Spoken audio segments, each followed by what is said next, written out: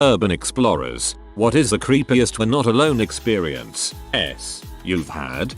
I've only been brave enough to do the urban exploration once. Well, twice I guess, but the same location both times. Near an apartment I used to live in, there was an old hotel that was abandoned and boarded up. One night, a friend was over and hanging out with me. We had a few drinks and, in a moment of inebriated bravado, a little tipsy, but not full down drunk at all, we decided that exploring the old hotel would be a brilliant idea. We made our way over and explored a couple of the rooms. The doors were on the outside, so it may have been a motel rather than a hotel. I'm not sure the difference. The rooms were moldy, dirty, broken down, but didn't have anything unexpected. There was some graffiti on the walls and some used condoms on the ground, EWW, in the rooms. Then, we went into the office lobby area. As soon as we walked in, we froze. There, in the distance, in the darkened lobby, was a man staring at us. He didn't move, just stood there and stared us down. We bolted, quickly, and ran at a full sprint back to my apartment. Thankfully, the man, homeless, drug addict, we didn't know, didn't follow us. A few days later, my friend was back over during the day. We were talking about the experience with the hotel and, this time spurred on by daylight, decided to look in the hotel lobby again. When we entered, the man was still there, standing in the same spot, staring us down, and made of cardboard. We had gotten freaked out by a cardboard cutout hawking the hotel's website and online bookings. Oh, I love this one. My friends and I were exploring an abandoned restaurant in this beach town one winter night. We snuck in through a broken window on the shore side to avoid being spotted by any cars driving by. Overall, inside it was your typical abandoned restaurant, but was still really cool to check out. There was a long bar, tables tossed about, etc. We walked downstairs into a wine cellar and started walking through the labyrinth of hallways. The basement was deceptively larger than we would have expected for a beachside restaurant. Anyway, we wander into this room off one of the hallways and shine our flashlight in the corner, and we see an unmade bed cot with all of the trappings of someone currently living there, a safety razor next to the mirror, random other belongings. Full stop. Our stomachs immediately dropped as we realized we were currently in someone's living quarters, and promptly noped the frick out of there. To this day we still don't know if the person was hiding in the basement with us, waiting for us to leave, or if we stumbled on it while they were out and about. Either way, we couldn't shake the feeling of being watched by someone from the shadows of that basement. I thought this was gonna be a Goonies reference. So there's a moderately well-known abandoned mental hospital close to my town. A few months back a few friends and I went to explore a bit. Not a rare thing for people here. We found this setup of a few folding chairs and a couple of old mattresses with blankets and whatever else you'd imagine on them. We chilled there for about 10 minutes and then went on with our adventure upwards. Pretty uneventful from then on. A few really cool graffiti murals, awesome view from the roof. When we were coming back down we passed through the room and all the chairs were folded up and neatly stacked against the wall and the beds were made, or at least as close to that as it could have been. Whoever did it would have most likely known that we were there and waited for us to leave to do all of that, as it was only a time frame of about 45 minutes. No threats or anything, just an eerie feeling of being watching in an abandoned mental hospital. Kings Park Psychiatric Center. I replied to like 4 of y'all and got about 20 others asking on mayo. I live in a big US West Coast city, in a neighborhood where most homes go right up to the sidewalk property line and have a yard in back. My place is the opposite. House is at the back of the lot. Front yard keeps me buffered from street noise. It's a nice, dark little oasis in the city. My house has a double door split door, so the top can open independently of the bottom, but I often leave the top open when the weather's nice. I'm sitting on the couch in the living room, all of 15 feet from the door. It's nighttime. I'm reading, and the door's more or less directly in front of me. The porch light's off. Yard's dark. The only lights from the dimmed reading lamp I'm using. The wind keeps blowing the top part of the door open, closed, open, closed. I'm used to it. Happens all the time. Doesn't sound out of place. Until the door kind of misses a beat. I don't hear it thud closed. I look up, and it's perfectly still. Only open 2 or 3 inches. It's one of those WTF are my eyes seeing moments. There's like a 15 mph wind outside. How is the top part of the door partially open and perfectly still? Then my eyes or brain recognizes it, the outline of a hoodie, drawstrings, hood up. In that instant I am frozen and my heart is pounding. Someone is literally standing right there, hood up, holding my door open. I can't see his face, but he sees me noticing because he says, "You should keep your doors locked." Motherfucking what? Now my adrenaline kicks in. I jump up shouting. He bolts. I get the porch light on in time to see him running out the gate. I still wonder how long he'd been standing there or WTF he was doing thinking. The door has been very freaking locked since then. As I read your story, I got to someone standing right there and my other phone dings a notification and I jumped. Rural experience. A graveyard behind my high school in the middle of cornfields was a go-to driving around spot because we had nothing else to do as teenagers. Early on in the school year a lady parked her car in the back of the cemetery and walked into the cornfield and shot herself in the head. The graveyard is super old and on a gravel side road so no one noticed for like a week. Kids who were running cross country smelled something rancid and reported it. Once it was investigated the truth came out it was weird. She wasn't even from my area. She drove around 2 hours here and had no relation to anything around the area. No note was left. It was really bizarre. Anyways, we were driving around months later telling the story to some younger students, really trying to freak them out. But when we turned the corner to pull in the graveyard a random car was parked in the back of the yard. We slowly rolled up on it while all of us were losing our minds only to see a topless woman sit up from the backseat followed by a topless man. Awkward, but that was the tightest my butt had been clinched up to that point of life. Who the fricks in a car in a fricking graveyard? So there's this building in my city that has been abandoned for over a decade. The building itself covers over 40 acres so it's pretty well known by explorers that if the cops come they won't search for you inside but wait for you to come out. The second time I went to explore this building we were looking for a way inside. Keep in mind this is taking place early in the morning, maybe 3 AM. We come across this section of the building that was a large outdoor amphitheater. We walked down to the center and went up to the boarded up windows, and ever so faintly on the other side of the wood you could hear someone talking to themselves. We got the frick out of there. They stole it from us. Sneaky little hobbitses. I explored part of an old Nike or Atlas missile site one night with a few friends. As we were leaving, someone started shining a laser pointer at us from the woods. Somehow, we couldn't actually see where they were even though that's usually pretty easy to do with laser pointers. I still wonder if it was just a laser pointer and not a laser sight instead. If it was a missile sight, I'd go with possible guard and laser sight. I spent 2004 to 2009 living in a dilapidated warehouse that had a space over it converted into an apartment. In exploring the warehouse beneath it before moving in, a buddy of mine and I were discussing how the place smelled and was haunted. In making jokes about it we started laughing when something shattered on the wall near us. We were seriously startled and contemplating what it could have been when someone shouts "Shut the frick up" and there's a homeless man throwing what I assume is a second bottle at us from across the space. In a non-threatening way, I calmly state, "Are you sure you should be in here?" He waves something at me and yells at me to call the police if I don't like it. I decided to climb a tree with a friend in the middle of a large college campus at 2 AM. Sat up there chatting a while. Then a car pulled up and parked nearly right below us. We go silent. One guy gets out. Driver stays put with the engine running. 5 minutes pass. A whistle comes from behind a nearby building, and one is returned from the guy below us. A few minutes later someone walks up. There's a short exchange. We can hear and see everything. The guy walks away and the car leaves. We are silent. 10 minutes pass. We hand gestured and decide it's go time. We dropped out of the tree and ran. Technically those guys should have felt not alone, but instead we did for weeks. We were so sure we had been spotted. Great, next time I am doing anything suspicious I am going to be scanning the trees for random people. There was a decommissioned naval base in the town I grew up in.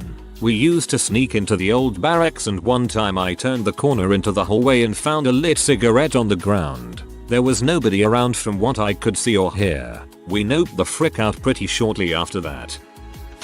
This was back in summer 2012. Every morning my mum used to take me and my brother to our grandparents while she went to work. My grandparents lived in a really isolated rural zone. Near my grandparents' house there was a huge abandoned factory, and I've always wanted to go to see what was in there. So I begged my uncle, he lived at my grandparents' house, to explore that building.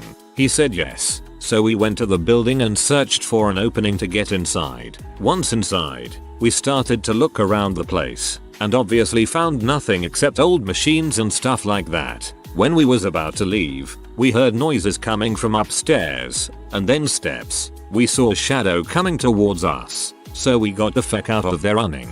A few days later, I was at my grandparents' house with all my cousins. Suddenly, the neighbors rang our doorbell and told us that there was someone breaking into our back garden. My uncle went out to check while one of my cousins called 112, local police number. Soon after the call, my uncle came back inside and he told us that he saw that guy that had broken running towards the old abandoned building. I never discovered if the guy in the building and the other in the garden were the same person. Pretty fricked up story.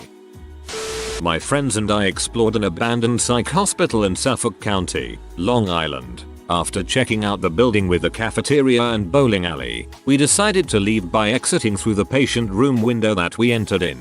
I realized I had left my flashlight back in an adjacent patient room, so I told my friends that I would quickly grab it. When I went to the other patient room to retrieve it, I noticed that the door was closed and a light flicker was occurring on the other side of it. I noped out of there so fast.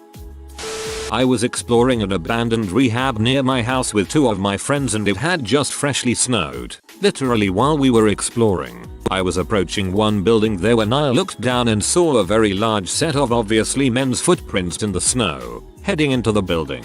We continued anyway. We always went prepared to defend ourselves, BC you really never know. And we opened the door to a completely silent, empty building. There was a staircase to a tiny loft and we went up, only to find that someone had cut a makeshift door in the wall and was presumably hanging out in the attic. We opened that door too, and there was still no one. We never saw anyone, but I haven't been back since. It creeped me out far too much.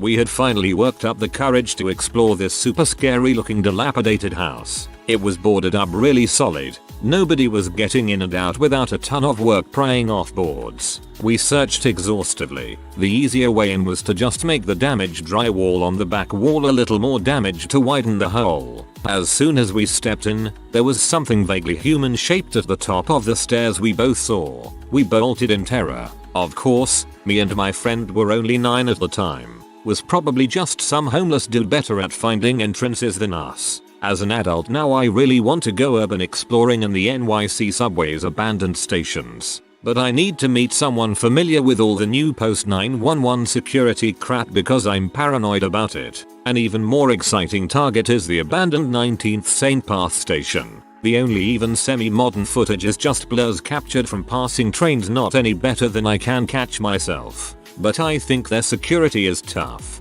There's keypads at the tunnel entrances presumably to disengage some security thing.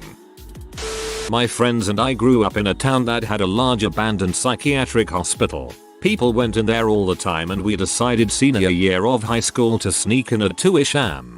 We get in with flashlights and start just exploring. We get up to the 3rd floor and start hearing footsteps. We turn the flashlights off and hide in a room. We watch this big black figure shuffle by the door and down the hall. We ran the opposite way to another stairwell and got the frick out. I'm sure it was just some homeless dude or something, but Jesus Christ, we were spooked for a while. Thanks for the creepy image.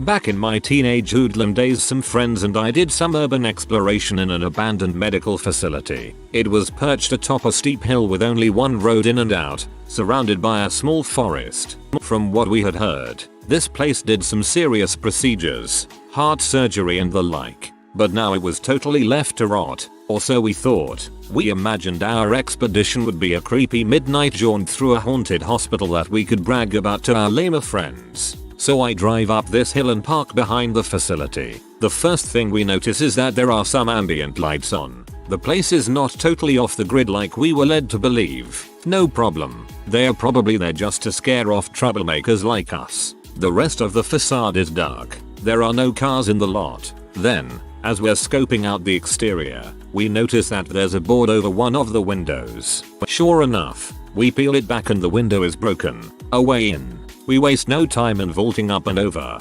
avoiding the edges of the broken glass. Suddenly we're inside and it's clear this place is certainly not abandoned. There are interior lights that come on as we wander around. There's some equipment scattered about. I start to get an uneasy feeling in the pit of my stomach. My friends are enjoying themselves and I don't want to be the P who got scared. Yet I can't ignore the sense of pure dread that is getting stronger every second I'm in this place. Finally I tell them that we need to GTFO, and don't bother explaining why. I drove, so they have no choice but to follow me. We scramble back out the window we came in, climb in the car and peel off, turning off the only road that leads up the hill and stopping at a nearby gas station. A few of my friends went inside to get drinks, but a few of us stayed in the car. From the spot where we parked you can see up the hill to the outside of the facility, and we watched as a security car with flashing orange lights pulled up to the front, followed shortly by a cop car. We must have missed them by 2 minutes.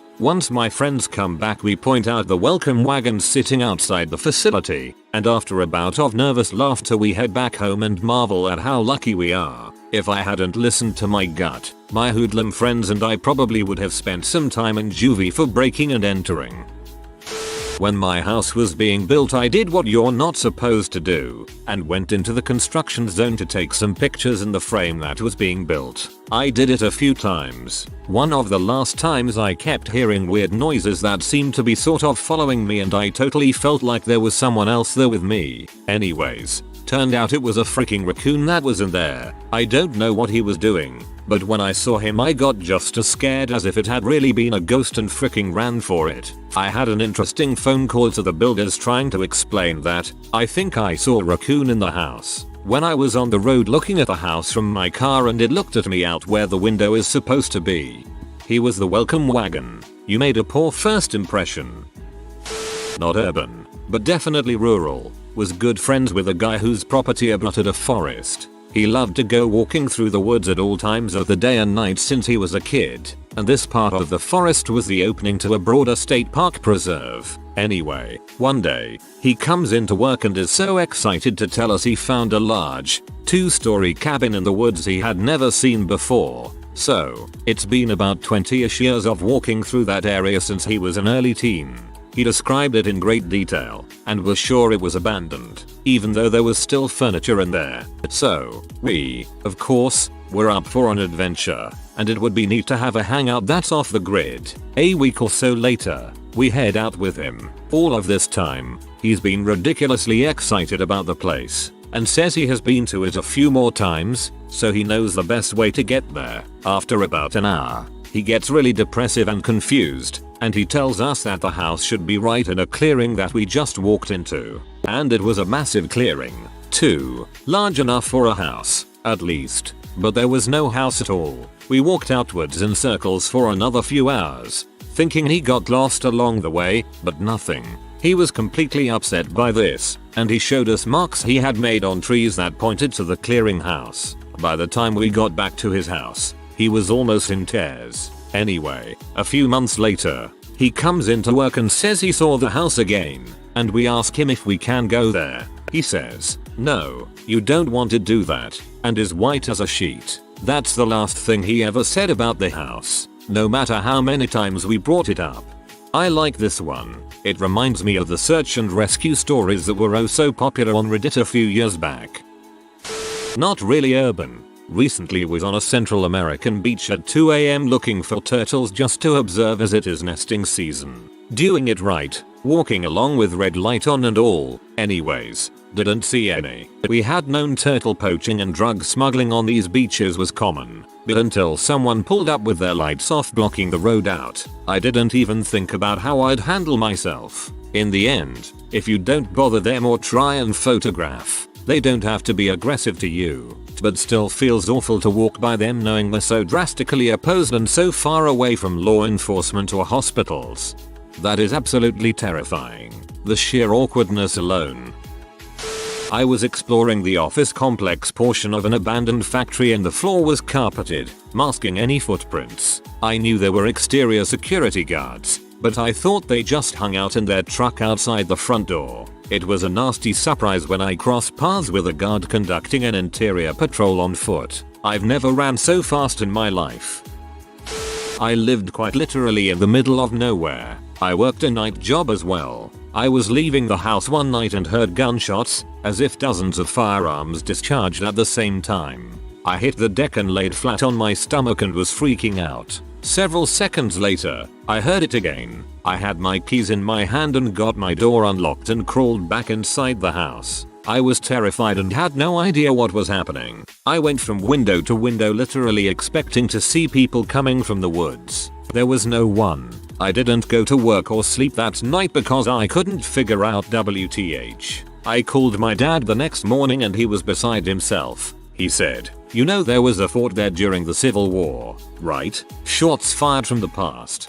That's incredibly terrifying and also interesting. Thanks for sharing with us.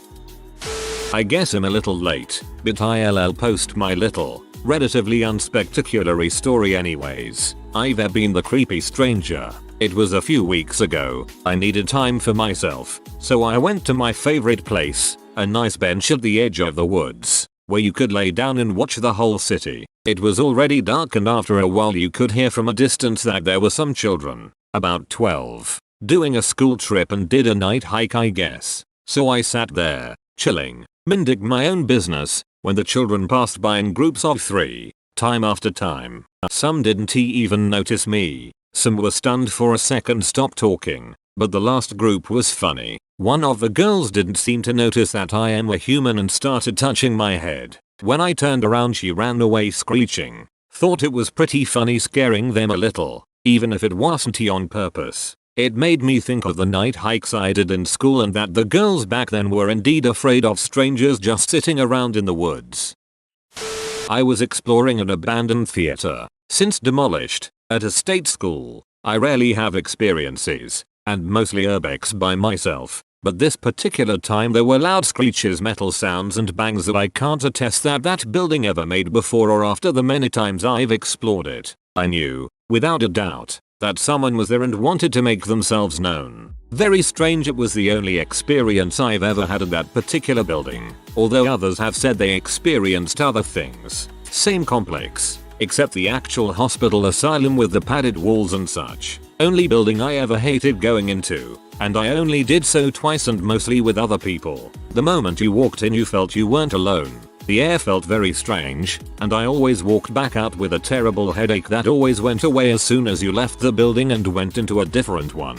Ironically, it was the newest building on the campus. It's since been torn down and I don't miss it a bit. A psychic friend refused to walk near it since he got a strange vibe from it also, completely separate and without knowing my own experience with the building. When development finally started happening, the poor demo crew lost a lot of members that freaked out after hearing screaming being touched while cleaning the buildings out prepping for demo. I never experienced anything that major as I tend to go in with an open mind, but it doesn't surprise me. On the flip side, I gave a bunch of amateur urbexers a scare too. My boyfriend and I were in a mostly empty newer building on the same complex, and we heard a bunch of teenagers being stupid yelling etc. You know how young ones are. Anyway, we were in the coat locker room of the building and I was talking to him. You couldn't see him though, and I was backlit because the window was behind me. They came loudly through the door and I just sort of silently looked at them. Didn't blink and didn't move and didn't say anything. They kinda had this freaked out look on their face, then backed up and left the building. I still giggle at that one. You're gonna be someone else's story on here. If you are new to the channel, you can subscribe. I publish new videos every day. Until then, check another video.